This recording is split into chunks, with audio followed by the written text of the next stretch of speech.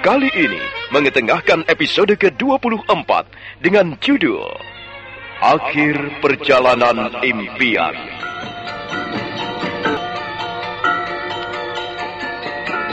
Dalam seri ke-699 ini didukung oleh para pemain AP Burhan sebagai Wong Agung, Aris sebagai Wasari Suta, Ucok Lubis sebagai Layang Samba, Ganevin sebagai Lawa Garawita, Lias sebagai Gajah Dota, Hari Akik sebagai Bekal Gajah Mada, dan Asdi Suhastra, pembawa cerita.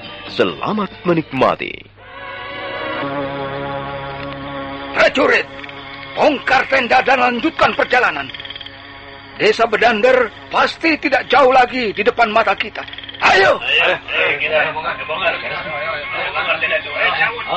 Dengan patuh, akhirnya keempat prajurit pilihan itu menuruti perintah Wong Agung.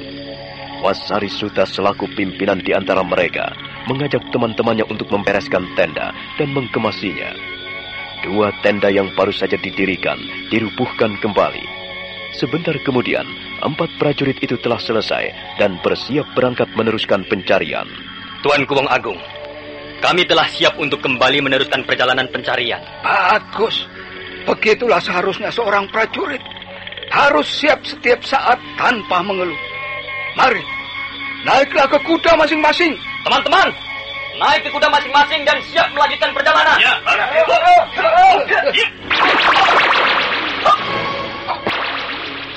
Tunggu Kakang Suta. Lihatlah, di antara pohon-pohon itu ada sesosok bayangan hitam melompat-lompat. Oh, tunggu Tuanku Wong Agung. Rupanya ada orang lain selain kita. Apakah itu orangnya Jaya Negara yang sengaja dikirim untuk memata-matai kita? Kalau benar, berarti jelas bahwa buruan kita sudah tidak jauh lagi dari tempat ini. Ayo, prajurit, siap-siaplah. Sepertinya tidak lama lagi kita bakal terlibat pertarungan.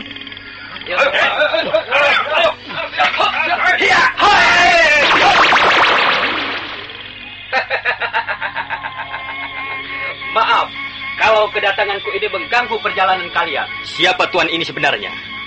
Dan mengapa menghadang di tengah jalan?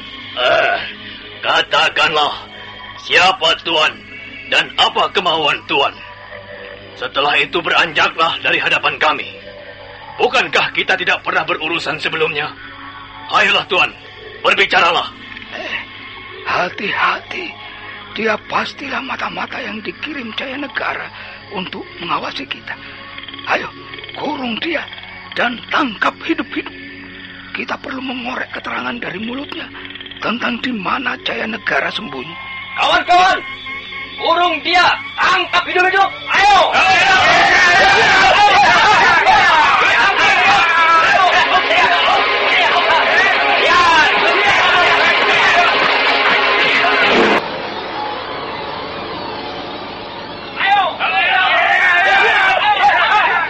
Serentak empat prajurit pilihan menyerang bayangan hitam yang tadi melompat-lompat dari pohon ke pohon. Sang bayangan hitam itu melayani gempuran empat prajurit pilihan dengan ringan dan lincah. Wong Agung masih berdiri di tempatnya sambil memperhatikan gerak bayangan hitam yang tengah dikurung rapat para prajuritnya. Tampaknya bayangan itu adalah seorang pemuda, tangkas dan terengginas. Sabetan-sabetan pedang para prajurit ditepisnya dengan mudah.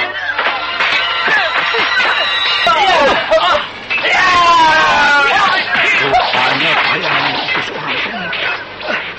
Siapa dia? Dan dari mana asalnya? Kalau benar mata-mata Jaya Negara, berarti raja pelarian itu mulai menyusun kekuatan baru. Benar-benar tidak bisa dianggap main-main jurus dan ilmu kanuragan pemuda itu. Dia cuma bertangan kosong menghadapi prajurit-prajuritku.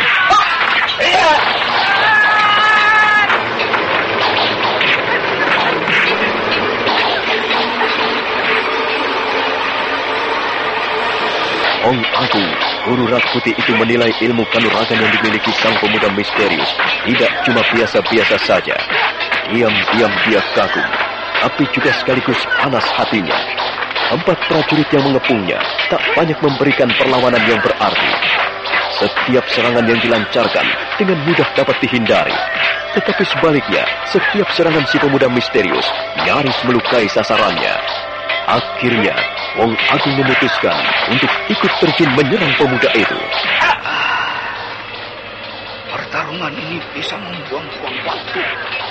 Aku harus terjun ke tengah-tengah pertarungan sebelum terlambat dan prajurit terjun.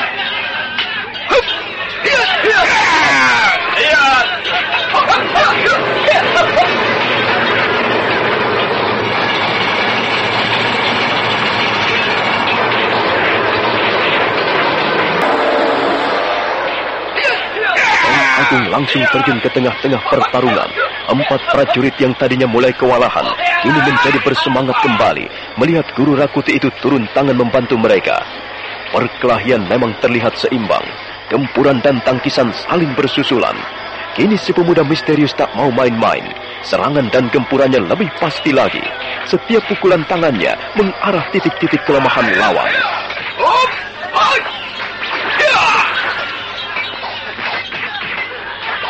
Tiba-tiba, dari kejauhan terlihat sebuah bayangan hitam yang lain melompat-lompat dari dahan ke dahan. Sejenak bayangan itu berhenti di sebuah dahan pohon besar.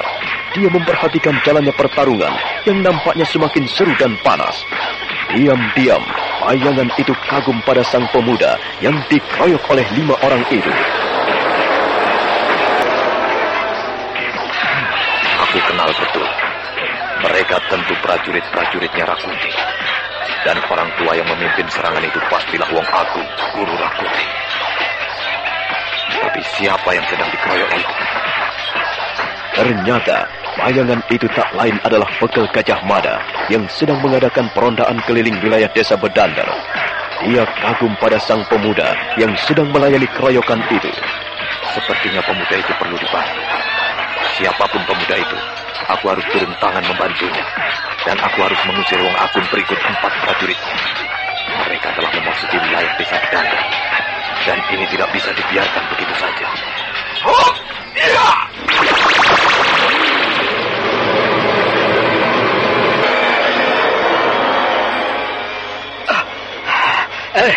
Siapa kau? Tak perlu kalian tahu siapa aku dan dari mana aku. Sombong sekali kau ini ya. Anak muda, aku ada di pihakmu. Marilah kita hadapi bersama-sama begundal-begundal Rakuti ini. Wah, rupanya kau mengenal siapa kami. Siapa yang tak kenal dengan Wong Agung, guru dari murid yang kini jadi pemberontak. Tutup mulutmu. Rakuti sekarang bukan lagi seorang pemberontak. Dia adalah seorang raja. Raja Majapahit yang harus dihormati dan disegani. Rakuti tetap seorang pemberontak. Dia harus minggat dari Majapahit. Dia tak layak duduk memegang kekuasaan tertinggi di Majapahit. Kau pastilah mata-mata yang dikirim Raja Pelarian itu. Prabu Jayanegara bukanlah Raja Pelarian. Beliau adalah pemegang tahta yang sah di Majapahit.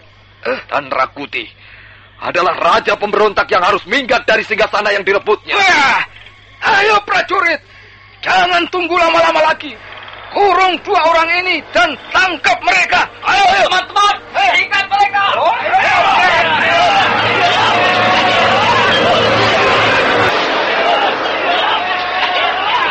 Wong Agung dan 4 prajuritnya mengurung Gajah Mada dan sang pemuda. Seperti sudah ada kesepakatan sebelumnya, Gajah Mada dan sang pemuda berdiri saling bertolak belakang, berhadapan punggung untuk melayani serangan 5 orang itu. Posisi seperti ini menyulitkan para pengeroyok. Mereka tak bisa membokong dari belakang. Wong Agung kesal, kenapa 2 orang yang tak dikenalnya itu seperti saling kenal dalam menghadapi gempurannya. Keduanya kompak dan dapat bekerja sama. Serangan maupun tangkisannya seirama satu sama lain. Ayo, kita habisi mereka bersama-sama. Tuan, nampaknya Tuan bukan orang sembarangan. Tentu Tuan tidak keberatan mengatakan siapa Tuan sebenarnya.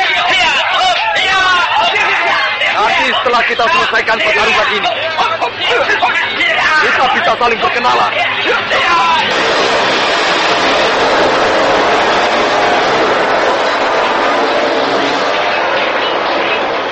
Bekel Gajah Mada benar-benar ingin segera menyudahi pertarungan. Sang pemuda mengikuti irama cepat dari Bekel Gajah Mada. 4 prajurit kewalahan. Wong Agung mulai khawatir pada para prajuritnya. Benar, tak berapa lama kemudian, Bekel Gajah Mada menggebrak 2 orang prajurit dengan cepat.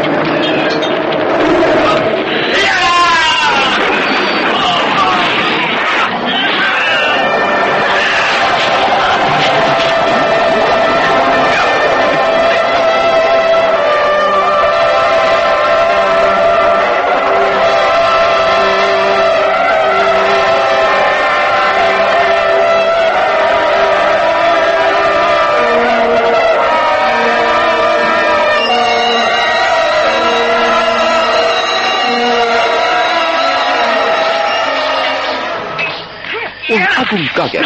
Sekali gebrak, Gajah Mada dapat menewaskan 2 prajuritnya. Ini tinggal dia dan 2 prajuritnya yang masih memberikan perlawanan. Namun tidak berapa lama kemudian, sang pemuda berhasil menendang pelak seorang prajurit hingga terjungkal tewas. Pertarungan kini berbalik, 2 lawan 2, tetapi serangan dan gempuran semakin sering dari pihak Gajah Mada dan sang pemuda. Wong Agung sudah tidak konsentrasi lagi dalam perlawanannya. 1 prajuritnya yang tersisa sudah tak mungkin lagi diharapkan. Dan benar, Wasari Suta tak tahan berlama-lama berada di tempat neraka itu. Serta-merta, dia langsung mengambil langkah 1000. Hei, jangan lari! Awas, akan kejar kau! Tahan anak muda. Jangan kejar dia. Percuma.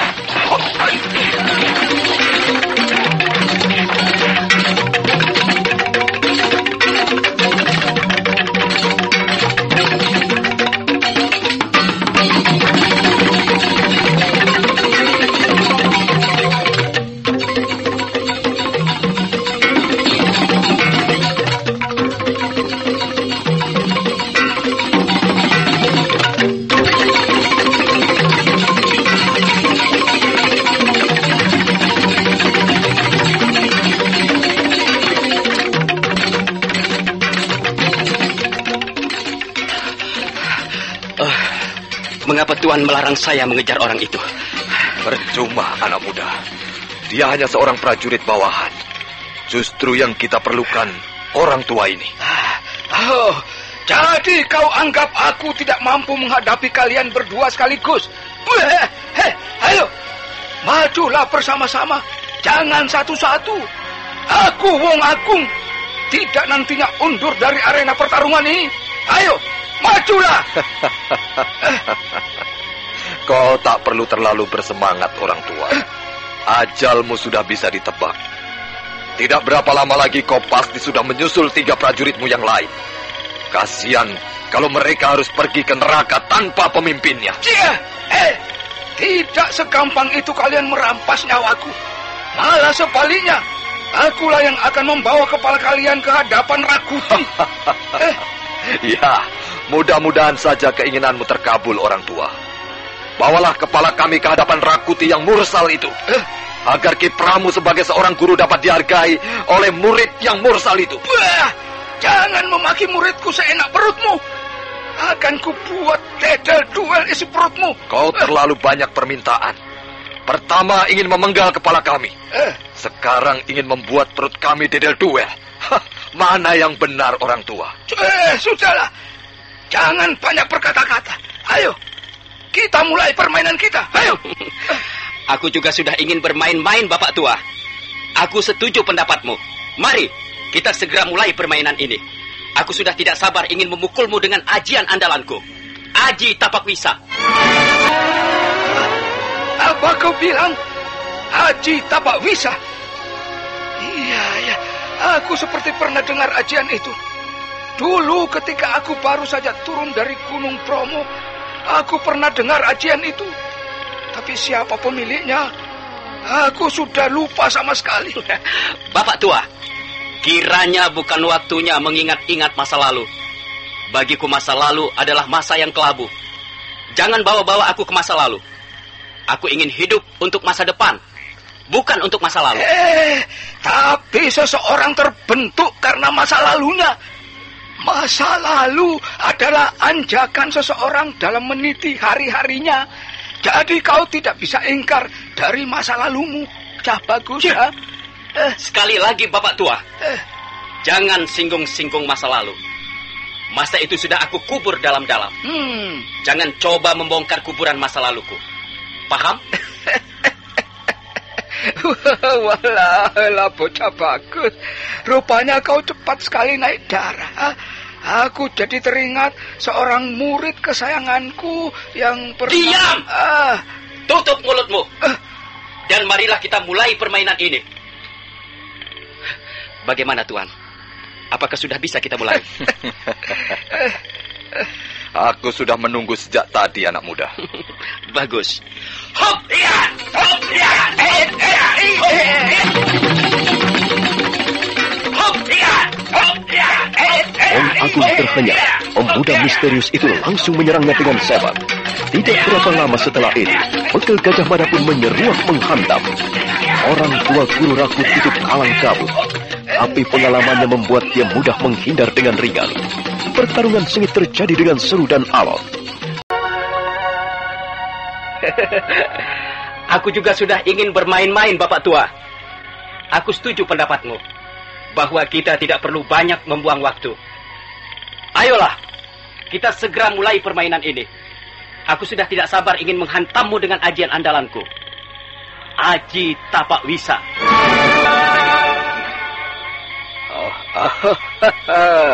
Apa kau bilang? Aji Tapak Wisa. Iya.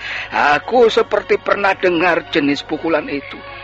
Dulu, ketika aku baru saja turun dari Gunung Bromo, pernah ku dengar ajian yang kau sebutkan itu. Tapi siapa pemiliknya, aku sudah lupa sama sekali. Bapak Tua, kiranya bukan waktunya lagi mengingat-ingat masa lalu. Bagiku masa lalu adalah masa yang kelabu. Bagiku masa lalu adalah masa yang kelabu. Masa yang tidak perlu dibawa-bawa lagi. Aku ingin hidup untuk masa depan, bukan masa lalu. Tetapi seseorang terbentuk karena masa lalu, Cak Bagus. Masa lalu adalah anjakan seseorang dalam meniti hari-harinya. Kau tak bisa ingkar dari masa lalumu, Cak Bagus. Sekali lagi, Bapak Tua. Ku minta jangan singgung-singgung tentang masa lalu. Masa itu sudah kukubur dalam-dalam. Jangan coba-coba membongkar kuburan masa laluku. Aku tidak suka. Paham? Walah. Rupanya kau cepat sekali naik darah, Cak Bagus. Aku jadi ingat seorang muridku yang berdarah panas dan berhati dingin. Sebenarnya dia dulu murid kesayanganku. Dia pernah... Tutup mulutmu, Bapak Tua. Marilah kita mulai permainan ini. Bagaimana, Tuan? Apakah sudah bisa kita mulai? Aku sudah menunggu sejak tadi, anak muda. Bagus. Tunggu dulu. Wong Agung terhenyak. Serangan pemuda itu cepat dan terengginas. Wong Agung berkelit, tapi belum lagi kuda-kudanya dalam posisi benar. Gajah Mada telah menerjang hebat dan cepat. Tak pelak lagi, dada Wong Agung terhantam telak.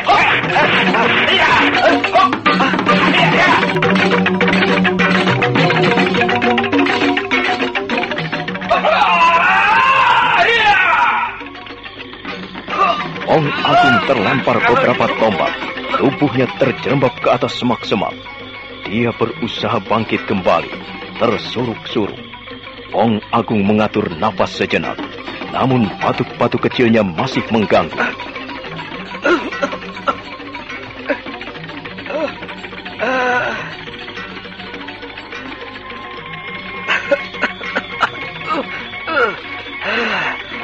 Sepertinya orang yang berhasil memukul dadaku itu adalah orang bertopeng kayu yang pernah kutemui mengintai rumah Rakuti.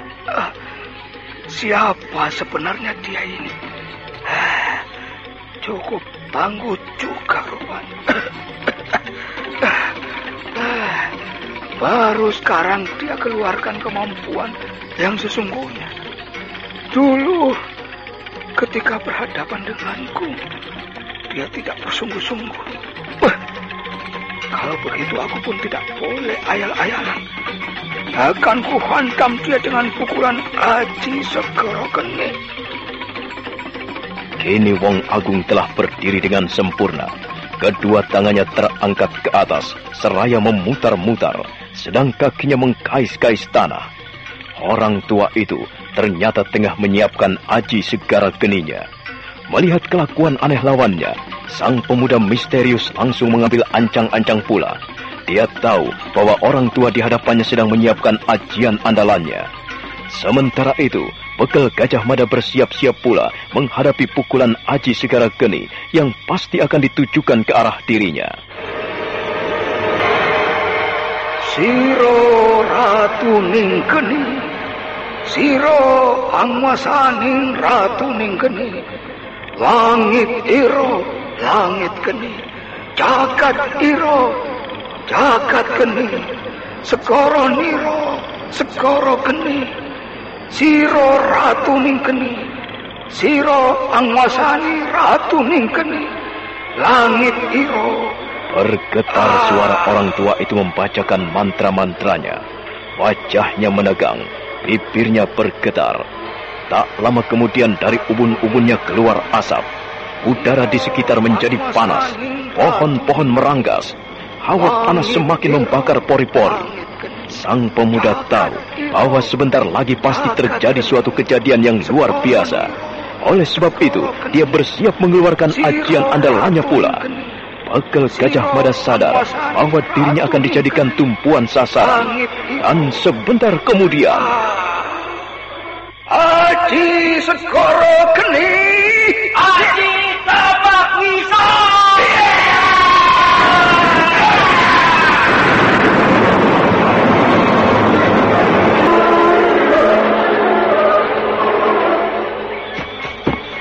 benturan keras terjadi, cepat dan sulit diikuti oleh mata. Dua tubuh terlontar jauh. Sang pemuda serentak bangkit kembali dan bersiap, sementara Wong Agung berdiri terhuyung-huyung. Namun belum lagi sempurna benar berdirinya, tiba-tiba saja Bekel Gajah Mada melesat cepat dan...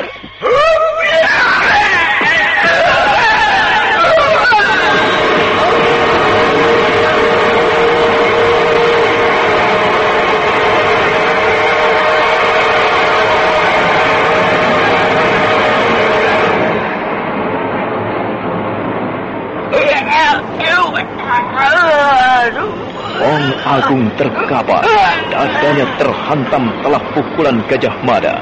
Orang tua guru Rakuti itu muntah darah, wajahnya pucat pasi kebiru-biruan, tubuhnya mengejat-ngejat, darah segar terus keluar dari mulutnya, lalu juga dari kedua telinganya dan hidungnya.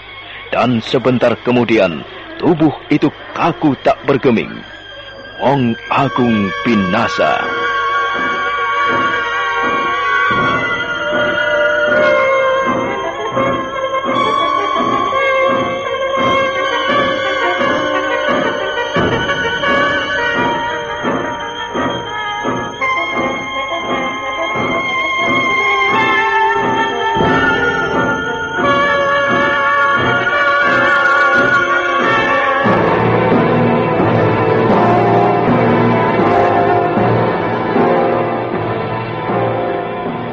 Terima kasih atas bantuanmu, anak muda.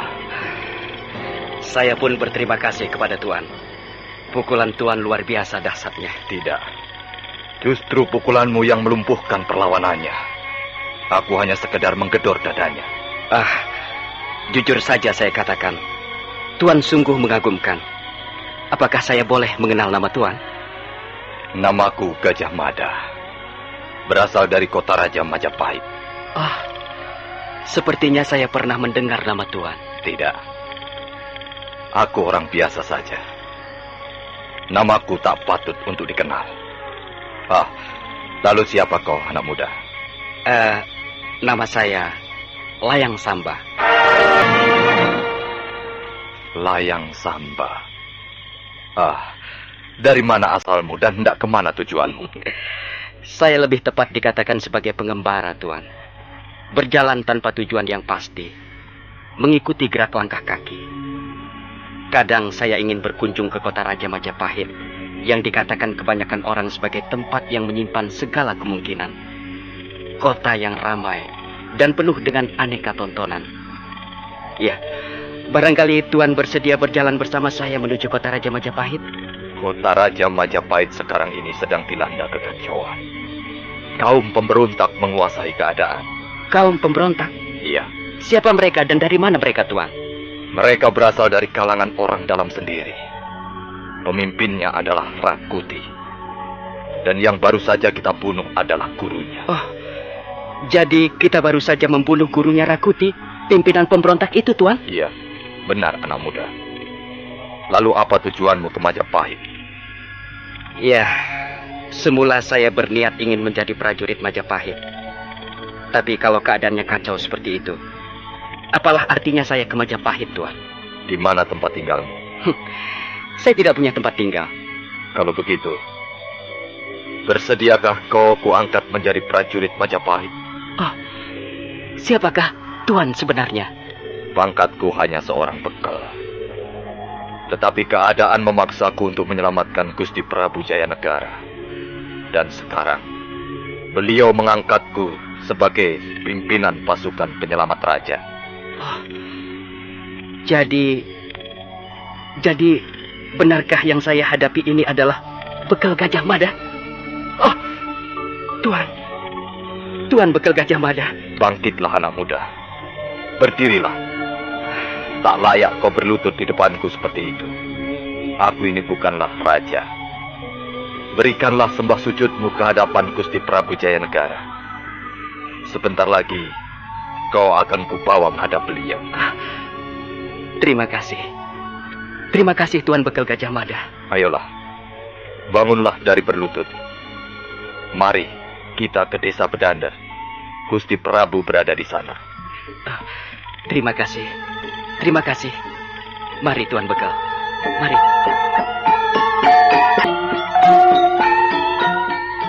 Malam itu juga, bekal Gajah Mada mengajak pemuda bernama Layang Samba kembali ke desa Bedandar.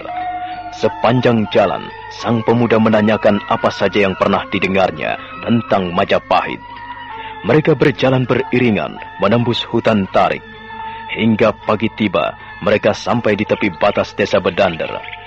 Gajah Mada menghentikan langkahnya sejenak, seraya memandang pemandangan alam pedesaan. Layang Samba, itulah desa Bedandar. Tengoklah ke sekelilingnya. Sawah-sawah dan ladang terhampar indah dan subur. Indah sekali pemandangan alam desa Bedandar, Paman Mada. Menurut penduduknya, kesuburan itu berkat rawuhnya Gusti Prabu ke desa mereka. Barangkali ada benarnya, Paman. Kedatangan Gusti Prabu membawa berkat dari Dewata bagi desa yang disinggahinya. Gusti Prabu tinggal di Pondok Ki Buyut, kepala desa. Kau nanti akan kubawa ke sana menghadap beliau. Aku yakin beliau berkenan menerimamu menjadi prajurit Majapahit. Nanti, kalau keadaan sudah kembali normal, soal ini akan kubereskan. Terima kasih, Paman. Lalu kapan rencananya untuk kembali masuk ke Majapahit, Paman? Orang muda memang selalu tidak sabar. Maaf, Paman. Karena saya sudah tidak tahan melihat para pemberontak itu merajalela di kota raja. Sesuai dengan penuturan Paman, para pemberontak di bawah pimpinan Rakuti berhasil menguasai Majapahit dan bahkan mampu membuat Gusti Prabu lengser dari istana. Ini menjadikan saya ingin bertemu dan berhadapan dengan orang yang bernama Rakuti. Sabarlah. Saatnya pasti tiba, kita akan memasuki Majapahit. Yang penting bagi kita sekarang ini adalah persiapan yang matang. Rakuti memiliki pasukan yang cukup kuat dan berjumlah besar. Kita tidak boleh sembrono menghadapi mereka. Sudahlah. Nanti kita bicarakan lebih lanjut bersama Gusti Prabu. Mari Layang Samba, kita lanjutkan perjalanan kita. Mari, Paman. Keduanya lalu meneruskan langkahnya menuju desa Bedandar yang sudah ada di depan mata. Layang Samba girang karena diterima menjadi prajurit Majapahit. Lebih dari itu, dia senang karena akan dihadapkan langsung pada Gusti Prabu Jayanegara. Pagi itu, sehabis santap pagi, Gusti Prabu Jayanegara tengah berbincang-bincang dengan Patih Aryatada. Di sana tampak pula kuda Parasuta dan Rakai Warak serta Rakai Kembar. Pembicaraan menyangkut masalah ulah keprajuritan yang selama ini diberikan kepada para pemuda desa. Tak lama kemudian, bekal Gajah Mada muncul bersama pemuda Layang Samba. Oh, Paman Mada. Siapa pemuda yang datang bersama paman itu? Ampun, Gusti Prabu. Sebelumnya hamba mohon ampun karena datang terlambat dalam pertemuan ini. Tidak apa, Paman. Coba jelaskan. Hamba baru saja selesai meronda ke sekeliling wilayah desa Bedander dan sekitarnya. Tengah malam tadi, hamba menjumpai sekelompok orang tengah bertarung. Rupanya mereka itu orang-orangnya Rakuti yang dipimpin oleh Wong Agung. Mungkin mereka bermaksud akan memasuki wilayah Bedander ini, Gusti. Tetapi terhambat oleh hadirnya pemuda ini. Melihat pemuda ini dikeroyok dan menimbang bahwa mereka hampir memasuki wilayah Bedander, maka kami terjun ke arena pertarungan, membantu pemuda di samping hamba ini. Dan akhirnya, Wong Agung berhasil kami binasakan. Lalu 3 prajuritnya juga tewas. Sedang 1 prajurit lagi berhasil melarikan diri. Adimada, prajurit yang melarikan diri itu apakah tidak membahayakan kita? Dia bisa melaporkan peristiwa itu pada Rakuti. Dan kemungkinan Rakuti marah besar, lalu akan mengirimkan pasukannya ke daerah ini. Iya, benar, Kakang. Saya kira juga begitu. Ya, tetapi apa boleh buat, kami terpaksa membiarkannya kabur. Karena pusat perhatian kami pada waktu itu hanyalah Wong Agung. Lalu apa rencanamu menghadapi kemungkinan yang bakal terjadi itu, Adimada? Ampun, Gusti Prabu. Ada apa, Paman Mada? Bagaimana jika pemuda di sebelah hamba ini diterima sebagai prajurit Majapahit dan masuk ke dalam pasukan pengawal penyelamat raja? Semua tergantung padamu, Paman. Kemudian begini, Gusti. Ya, ada apa lagi, Paman? Untuk menghadapi kemungkinan serbuan pasukan Rakuti yang jumlahnya tidak sedikit, bagaimana bila hamba memerintahkan kuda Parasuta untuk pergi ke Gunung Lejar? Hamba akan menulis surat pemberitahuan dan minta bantuan kepada Gusti Putri Tunggadewi. Laksanakanlah itu, Paman, karena menjadi wewenang dan tanggung jawabmu. Terima kasih, Gusti Prabu.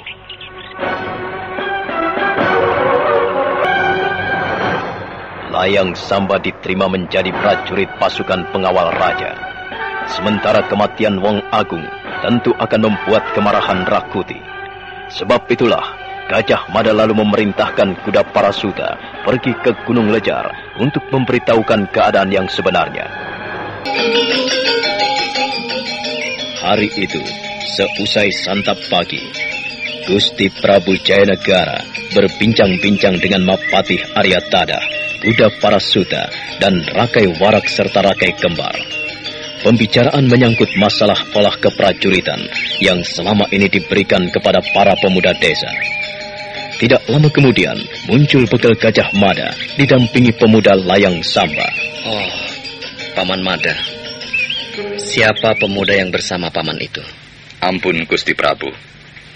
Sebelumnya hamba mohon maaf atas keterlambatan datang dalam pembicaraan pagi ini. Tidak apa-apa, Paman. Coba jelaskan. Hamba baru saja menyelesaikan tugas perundaan keliling wilayah desa Bedander dan sekitarnya. Tengah malam tadi, hamba menjumpai sekelompok orang tengah bertarung di pinggiran hutan tarik. Ternyata mereka adalah orang-orangnya Rakuti. Hal itu hamba ketahui karena yang memimpinnya adalah Wong Agung. Hamba kira mereka pasti akan memasuki Bedander, Gusti Prabu. Tetapi keburu dihambat oleh pemuda yang ada di samping hamba ini. Melihat pemuda ini dikeroyok dan menimbang bahwa mereka telah memasuki pinggiran wilayah desa Bedander, Hamba lantas menghambur ke tengah pertarungan, membantu pemuda ini, Gusti Prabu. Begitu. Lalu? Dalam pertarungan itu, kami berhasil menewaskan Wong Agung, Guru Rakuti, berikut 3 orang prajuritnya. Tapi sayang, 1 orang prajurit lagi berhasil lolos, Gusti Prabu. Lalu siapa nama pemuda itu, Paman? Bicaralah sendiri, Layang Samba. Ampun, Gusti Prabu. Nama hamba Layang Samba. Tidak mempunyai tempat tinggal yang tetap. Kebetulan hamba bertemu Tuan Bekel Gajah Mada. Niat hamba memang ingin mencari pekerjaan. Ternyata Tuan Bekel menawari hamba menjadi prajurit. Ampun, Gusti Prabu. Seandainya berkenan, hamba ingin diterima menjadi prajurit. Aku tidak keberatan, Layang Samba. Hanya terserah kepada Paman Mada.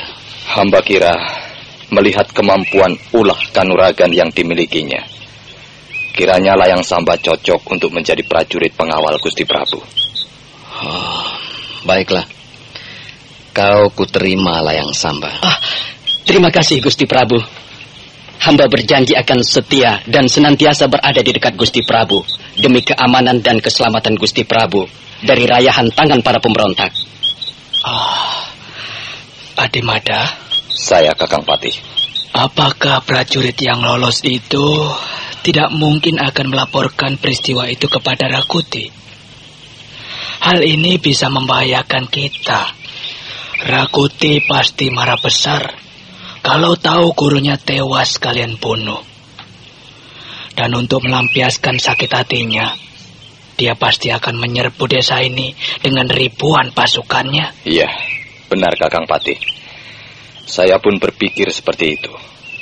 Oleh sebab itulah, saya kira kita perlu mencegah kemungkinan-kemungkinan yang bisa saja terjadi. Apakah sudah ada rencana tertentu, Adimada? Rencana ini perlu persetujuan Gusti Prabu. Katakanlah, Paman Mada. Begini Gusti Prabu. Untuk menghadapi kemungkinan adanya serbuan Rakuti dan pasukan pemberontaknya, mau tidak mau, kita harus mencari bantuan dari luar. Para pemuda desa yang kita latih belum sepadan untuk menghadapi pasukannya Rakuti. Kemana Paman akan mencari bantuan? Mengirim berita ke Gunung Lejar. Gunung Lejar? Iya, benar Gusti Prabu. Kita butuh bantuan dari kelompok pendekar bunga putih. Paman, bukankah kelompok pendekar bunga putih adalah kelompok kaum Prusu? Ampun Gusti Prabu, jika baru sekarang hamba menjelaskannya. Sebenarnya kelompok pendekar bunga putih dari Gunung Lejar adalah kelompok di bawah pimpinan Tuan Putri Tunggadewi dan Tuan Putri Raja Dewi. Benarkah itu, Paman Mada? Ceritanya sangat panjang jika hamba harus mengatakannya, Gusti Prabu. Tetapi yang jelas, mereka merampok hanya untuk dibagi-bagikan kepada rakyat kecil. Itukah sebabnya rakyat sangat mencintai kelompok pendekar bunga putih? Iya, demikianlah, Gusti Prabu. Jadi selama ini, adik-adikku hidup menjadi perampok, Paman? Ampun, Gusti Prabu. Itu pun terbatas pada korban orang-orang kaya yang kikir dan para penghisap keringat rakyat. Tetapi sudahlah, Gusti. Itu kami ceritakan pada lain kesempatan saja, jika Majapahit nanti sudah kembali pada keadaan semula. Sekarang ini yang penting ialah bagaimana cara menghadapi pasukan pemberontak. Baik. Baiklah. Sekarang lanjutkan rencanamu, Paman Mada. Begini Gusti Prabu. Hamba akan mengirimkan surat rontal kepada Tuan Putri Tunggadewi dan Tuan Putri Raja Dewi untuk mengatakan hal yang sebenarnya yang selama ini terjadi. Sekaligus juga minta mereka untuk turun gunung untuk membantu kita. Bagaimana menurut Gusti Prabu? Iya. Lakukanlah apa yang sekiranya menurutmu baik, Paman Mada. Terima kasih, Gusti Prabu. Dan hamba memilih kuda Parasuta yang bertugas membawa rontal itu. Bagaimana, kuda Parasuta? Saya bersedia melakukan apa saja demi Majapahit dan demi Gusti Prabu Jayanegara. Terima kasih, kuda Parasuta.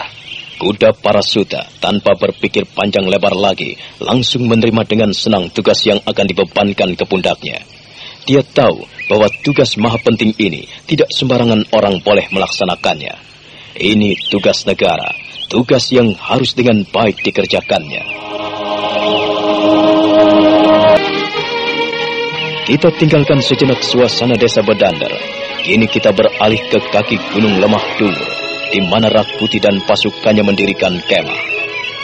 Hari masih pagi benar, kokok ayam terdengar bersahut-sahutan. Kicau burung mengisi pagi yang cerah itu dengan suaranya yang renyah. Para prajurit baru saja terbangun dari tidurnya. Kabut yang dingin sisa semalam masih menyelubungi pepohonan hutan tarik. Tiba-tiba, di pagi yang cerah itu, para prajurit bermunculan dari tendanya masing-masing.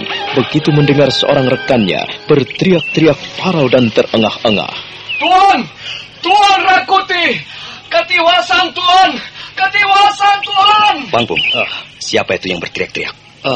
Sepertinya Wasari Suta, pimpinan prajurit yang kita percayakan mendampingi gurumu, Rakuti. Wasari Suta? Ada apa dengan guruku? Mengapa dia cuma sendiri kembali ke perkemahan ini? Tuan Rakuti! Tuan Rakuti! Katiwasan, Tuan. Tenanglah, Katiwasan. Tenang, Wasari Suta. Atur nafasmu dan katakan apa yang telah terjadi. Tuan Rakuti, Tuan Pangpung, ketika kami telah mendekati wilayah desa Bedandar, kami dicegat seorang pemuda yang tidak kami kenal. Lalu pemuda itu menyerang kami, Tuan. Ilmu kanuraganya cukup tinggi. Kami kewalahan. Lalu Tuan Wong Agung membantu kami menggempur pemuda asing itu. Tetapi tiba-tiba datang seorang yang lain. Kami semakin kewalahan dan 3 teman saya terbunuh, Tuan. Lalu bagaimana dengan guruku Wong Agung? Beliau tewas, Tuan Rakuti. Kurang ajar. Jahanam betul si pembunuh itu. Keparat. Lalu siapa yang membunuh guruku itu? Siapa? Hamba tidak dapat mengenalinya, Tuan. Berhubung malam dan sinar bulan tidak cukup terang untuk mengenali wajahnya. Ayo Wasari Suta, antar aku ke tempat itu. Kita cari pembunuhnya. Kita binasakan si keparat yang berani membunuh guruku. Sabar Rakuti. Marilah kita berpikir tenang. Jangan sampai terpancing oleh hawa amarahmu. Tapi si keparat itu harus menerima pembalasan yang setimpal, Pangpung. Dia harus mati di ujung tombak Patmayoniko. Harus. Iya benar. Tapi bukan sekarang saatnya. Salah-salah kau malah terperangkap. Bisa jadi itu adalah daerah yang penuh dengan jebakan, Rakuti. Dia harus kubunuh. Dia harus membayar nyawanya atas kematian guruku. Tenanglah, sabar Rakuti. Lebih baik kita susun taktik yang matang. Baru kemudian kita cari si pembunuh itu. Kurang ajar. Kalau dia berani membunuh guru, pastilah dia juga berani membunuhku. Dan ini tidak bisa dibiarkan begitu saja. Wasari Suta, hamba Tuanku Rakuti. Apakah tidak ada pembicaraan yang bisa kau dengar sebelum pertarungan itu dimulai? Hamba memang sempat mendengarnya, Tuan. Nah, coba ceritakan apa yang kau dengar itu. Hamba mendengar pembicaraan itu. Sepertinya sang pembunuh kenal betul pada Tuan Wong Agung. Sedangkan Tuan Wong Agung sama sekali tidak menyebut-nyebut nama pembunuh itu. Kalau begitu jelaslah sudah. Pembunuh itu pastilah orangnya Jayanegara. Dan orang-orangnya Jayanegara yang selamat adalah Arya Tada, Gajah Mada, Brahmana Ratu Kuning, Rakai Warak, dan Rakai Kembar, serta kuda Parasuta. Sudahlah Rakuti. Sebaiknya kita kembali saja ke Majapahit. Di sana nanti kita bisa menyusun dan merencanakan langkah-langkah berikutnya. Aku khawatir, sementara kita terlalu lama meninggalkan Majapahit, sementara itu pula terjadi sesuatu yang tidak kita inginkan. Baiklah. Wasari Suta, kembalilah ke induk pasukanmu. Hamba Tuan Rakuti. Pangpung, benahilah pasukan. Dan kita segera kembali ke Majapahit. Baik Rakuti. Pangpung segera beranjak membenahi pasukannya untuk segera kembali ke Majapahit. Sementara Rakuti masih terdiam di tempatnya sambil memikirkan kematian gurunya. Diam-diam ada rasa gentar menyelimuti dirinya. Siapakah pembunuh itu sebenarnya? Guru, sudah kukatakan jangan nekat mencari Jayanegara sendirian. Tetapi guru tidak mau mendengar peringatanku. Sekarang beginilah kenyataannya. Dan pembunuh itu tentulah bukan sembarangan. Kalau dia berhasil menewaskan guru, ini berarti ilmu ulah kanuraganya cukup tinggi. Pendekar pilih tanding mana yang berhasil menewaskan guru ini. Dan kalau guru saja bisa ditewaskan, mustahil pembunuh itu tidak bisa menewaskan diriku.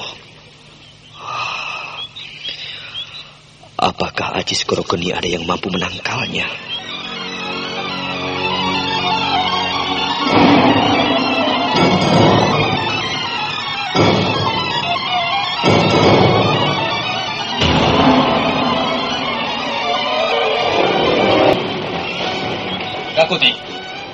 Rakuti, pasukan sudah siap dalam keadaan kembali ke Majapahit. Baiklah, segera perintahkan semua bersiap di atas kuda masing-masing.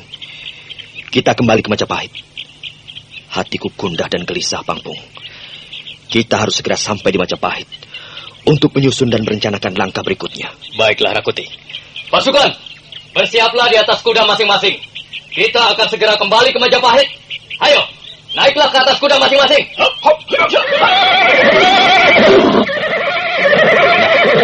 Berangkatlah, Pangpung. Pasukan, kita kembali ke Majapahit. Iya.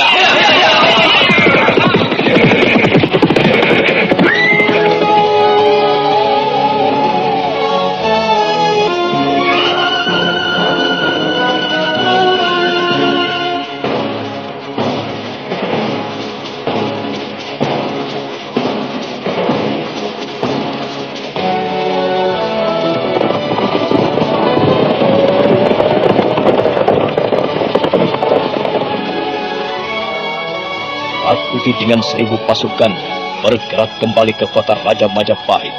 Mereka meninggalkan kaki bukit Lembah Duwur, meniti jalanan berbatu. Hari mulai berangkat siang. Dari arah berlawanan, nampak pula seorang penunggang kuda tergesa-gesa memacu kudanya.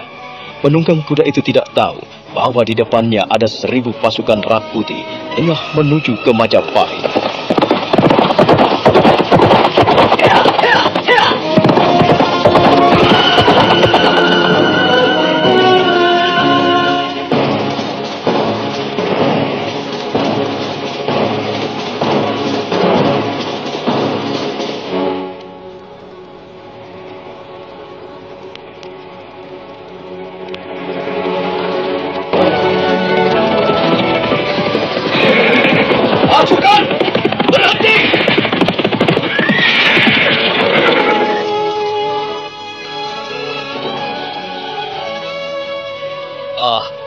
Kenapa kita berhenti di sini, Rakuti?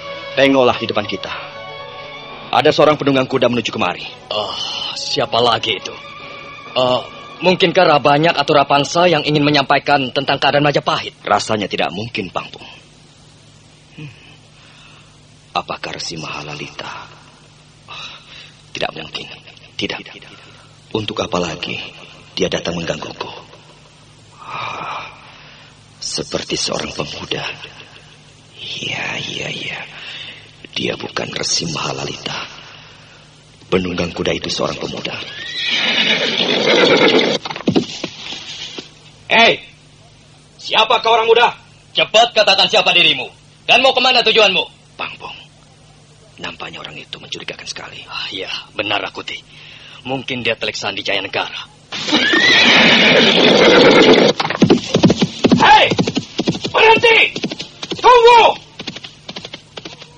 Prajurit! Kejar dia! Kejar dan hujani anak panah! Ayo! Hujani anak panah!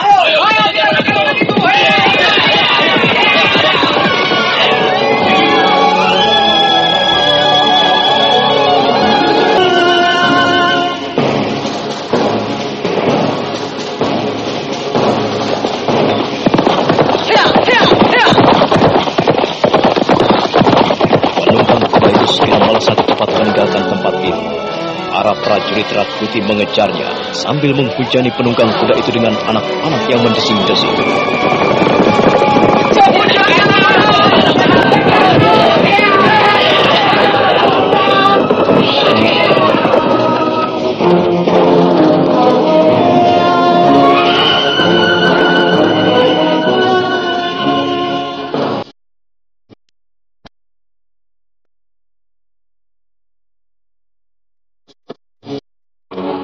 Nah, siapakah penunggang kuda itu? Mampukah dia lolos dari kejaran dan hujanan anak panah para prajurit yang mengejarnya? Saudara pendengar, silahkan menunggu seri berikutnya. Dalam seri ke-702 ini didukung oleh Chris Urspon sebagai Rakuti, Jujum sebagai Pangpung, Amir sebagai kuda Parasuta, Tanpek sebagai Wasari Suta, Rifki sebagai Nandaka, Naryo sebagai Pradipa, Yuli Mulyana sebagai Ayuwandira, Iwan Dahlan sebagai Pranayam, Jika Kusnadi sebagai Putri Tunggadewi, Lanti sebagai Puya, dan Asdi Suhastra, pembawa cerita.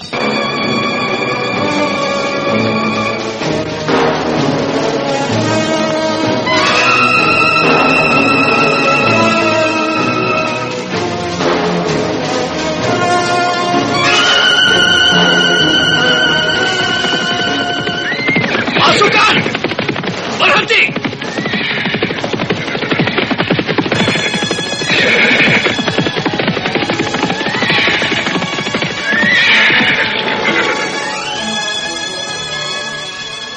Pangpung, kau tahu siapa penunggang kuda yang menuju kemari itu? Mungkinkah Rabanyak atau Rapangsa yang ingin melaporkan berita tentang Majapahit? Rasanya tidak mungkin, Pangpung. Mungkinkah Semahaladita? Tidak mungkin. Untuk apa dia datang lagi menggangguku? Seperti seorang anak muda. Hei, siapakah orang muda? Apakah kau suruhan Rabanyak dan Rapangsa? Cepat katakan orang muda. Katakan siapa dirimu dan kemana tujuanmu. Pangpung, nampaknya orang itu mencurigakan. Iya, sepertinya dia gugup menghadapi kita. Apakah mungkin dia terleksan di Jayanegara? Hei, tunggu!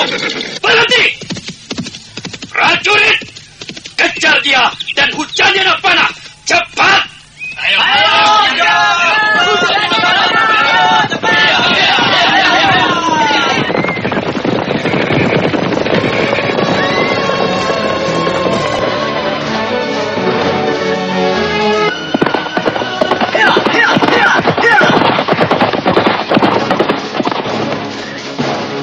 Penunggang kuda itu berlari memacu kudanya dengan cepat meninggalkan tempat itu.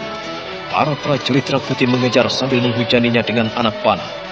Penunggang kuda itu tahu bahwa jika dirinya sampai tertangkap, maka tugas berat yang diembannya bisa gagal.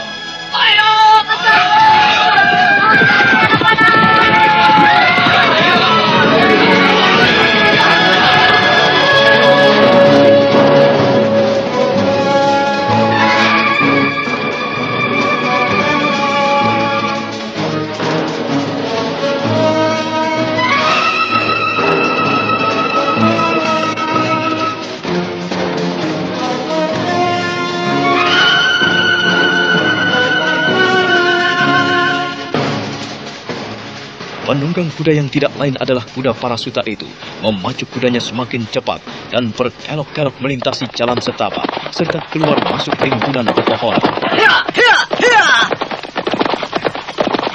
Kuda Parasuta semakin lincah mengendalikan kudanya melintasi jalanan setapak dan rimbunan pepohonan. Sementara beberapa pasukan berkuda yang mengejarnya semakin sulit mengikuti gerak lari kuda buruannya. Mereka hanya dapat menghujani buruan itu dengan ratusan anak panah yang mendesing-desing.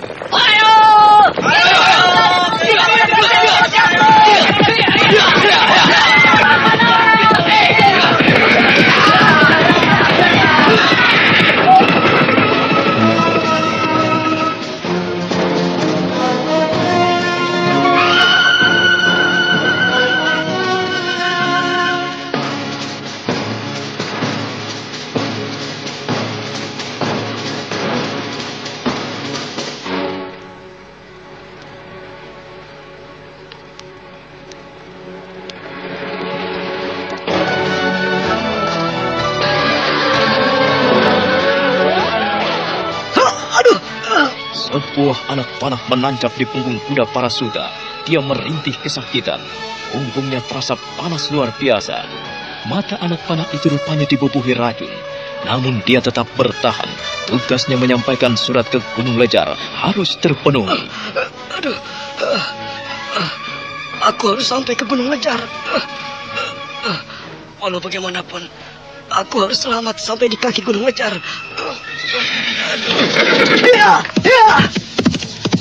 Kuda Parasuta bertekad sampai ke kaki Gunung Lejar, meski apapun yang terjadi. Punggungnya yang tertancap panah dan mengeluarkan banyak darah tak lagi dihiraukannya. Dengan kemauan yang kuat untuk tetap hidup, dipacunya kuda tunggangannya itu cepat-cepat.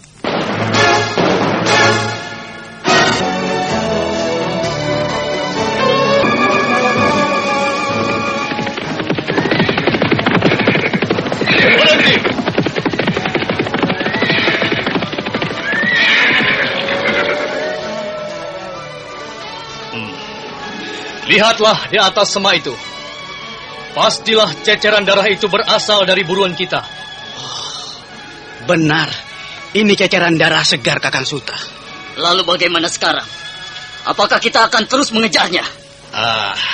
Kalau kita lihat ceceran darah yang begitu banyak, tentunya dia terluka parah. Kita kejar terus saja sambil mengikuti ceceran darah ini, Kakang.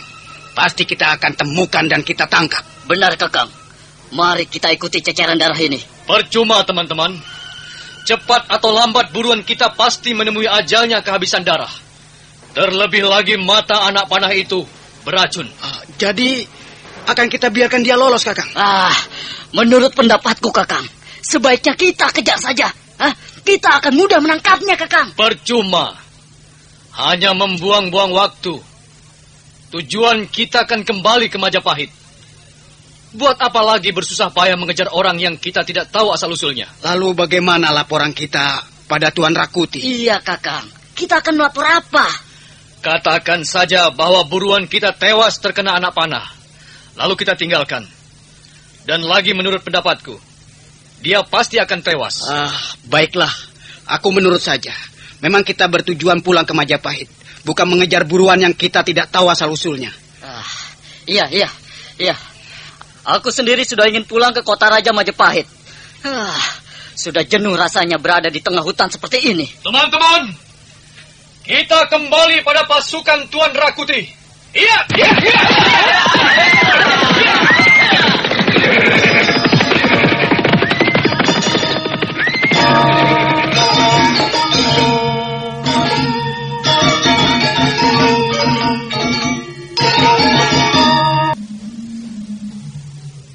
Waktu menjelang senja, ketika kuda Parasuta tertelungkup di atas tunggangannya, memasuki wilayah lereng Gunung Lejar. Kicau burung tinggal terdengar 1-2 di dahan-dahan. Angin gunung bertiup lirih sepoi-sepoi basah.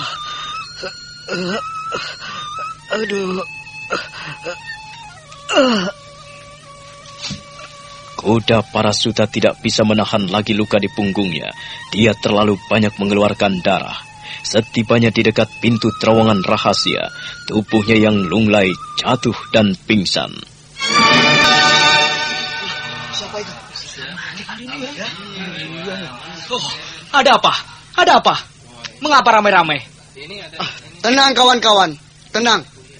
Kita harus menghadapi segala sesuatunya dengan tenang. Coba minggir kalian semua. Jangan terlalu berkerumun. Dan tetaplah berjaga-jaga di pos kalian masing-masing. Ayo. Para peronda pintu rahasia di terowongan lereng Gunung Lejar bermunculan satu persatu. Tak lama kemudian muncul Nandaka dan Pradipa. Keduanya segera memeriksa tubuh yang terkapar di tepi jalan setapak di dekat terowongan rahasia itu. Bagaimana Nandaka? Apakah dia masih hidup? Sepertinya jantungnya masih berdetak, Pradipa.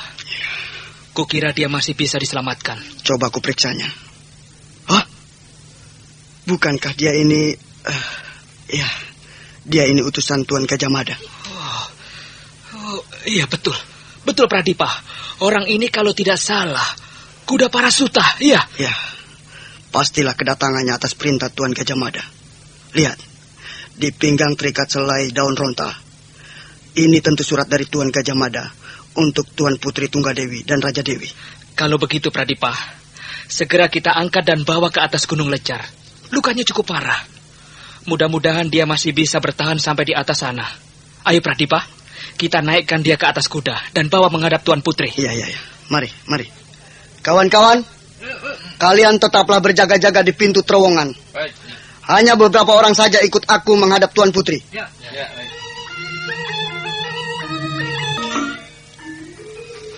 Nandaka dan Pradipa langsung mengangkat tubuh kuda Parasuta dan menaikkannya ke atas kuda.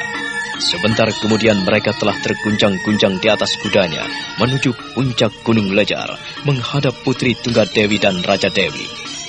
Perlahan senja telah diganti malam.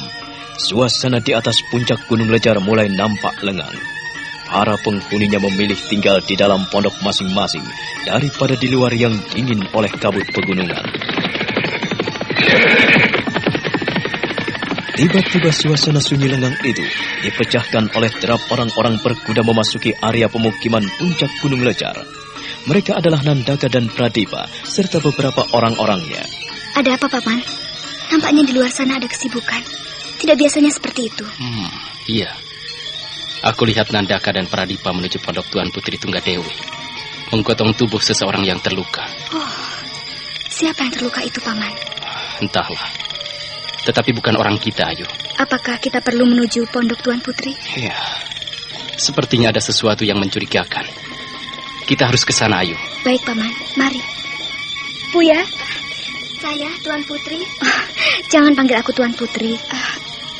Sudah berapa kali aku katakan, panggil aku dengan sebutan Ayu. Itu saja. Baiklah, Ayu. Kau tetaplah di sini. Tunggu pondok ini. Aku dan Paman Pranayam akan pergi ke pondok Tuan Putri Tunggadewi. Baik, Ayu. Mari, Paman. Barangkali di pondok Tuan Putri sedang terjadi sesuatu yang maha penting. Ayolah, Ayu. Pranayam dan Ayuwandira segera meninggalkan pondoknya menuju pondok utama Putri Tunggadewi. Nandaka dan Pradipa telah menggotong tubuh kuda Parasuta memasuki kediaman Putri Tunggadewi. Sejenak keadaan pemukiman puncak Gunung Lejar nampak sibuk. Beberapa peronda semakin ketat mengadakan perondaan keliling. Putri Tunggadewi menerima Pradipa dan Nandaka di pendopo. Tubuh kuda Parasuta tergeletak di hadapannya. Nampaknya tubuh itu semakin lemah. Darah segar masih mengalir dari luka bekas anak panah. Di mana kalian temukan tubuh kuda Parasuta ini? Di tepi jalan setapak, dekat pintu rahasia terowongan, Tuan Putri. Oh. Nampaknya luka yang diteritanya sudah cukup lama, Tuan Putri. Kurang lebih separuh hari perjalanan. Kasihan. Apakah dia terluka karena kejaran pembunuh bayaran, perampok jalanan, atau... Menurut kesimpulan hamba, kuda Parasuta baru saja mengalami pertarungan kecil. Dan dia berusaha lari menghindar. Hanya sayang, sebatang anak panah sempat menancap punggungnya. Dia pasti membawa berita dari Paman Mada. Begitulah kesimpulan kami, Tuan Putri.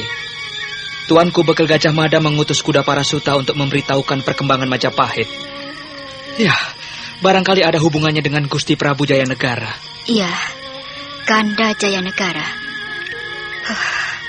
Sudah lama aku tidak mengikuti perkembangannya. Kadang, aku merasa telah terjadi sesuatu di Majapahit.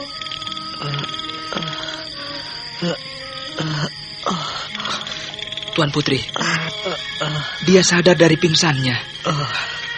Kuda Parasuta? Kuda Parasuta, apakah kau dengar suaraku? Kuda Parasuta?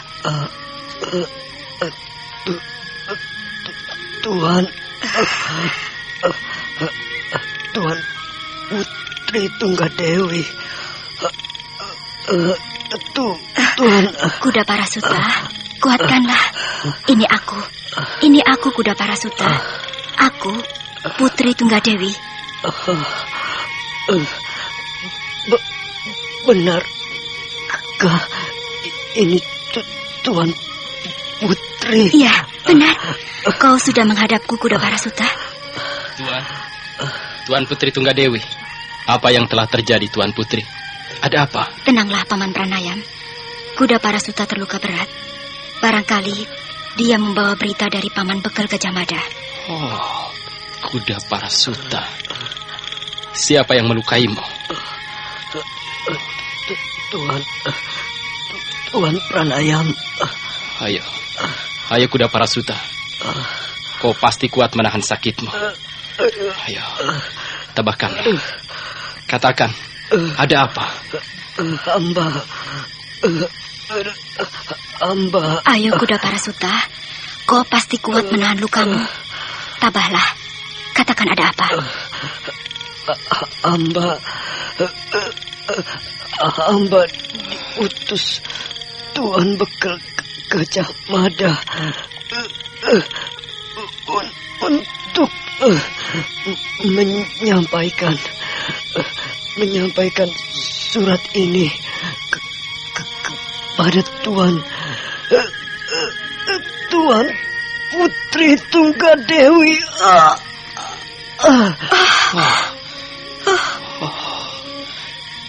Dia sudah menghembuskan nafas terakhirnya, Tuan Putri. Coba, Paman. Ambillah rontal di tangannya itu dan bacakanlah. Ya. Baik, Tuan Putri. Pranayam segera bergerak mengambil rontal yang tadi digenggam kuda Parasuta. Telapak tangan itu mulai kaku. Pranayam berusaha membuka jari jemari yang kaku itu untuk mengambil rontal yang tergenggam. Wajah kuda Parasuta mulai membiru akibat racun panah yang menjalar ke seluruh peredaran darahnya. Dan sebentar kemudian... Ini, Tuan Putri. Bacakanlah untukku, Paman. Baiklah, Tuan Putri. Tangan Pranayam gemetar membuka gulungan rontal.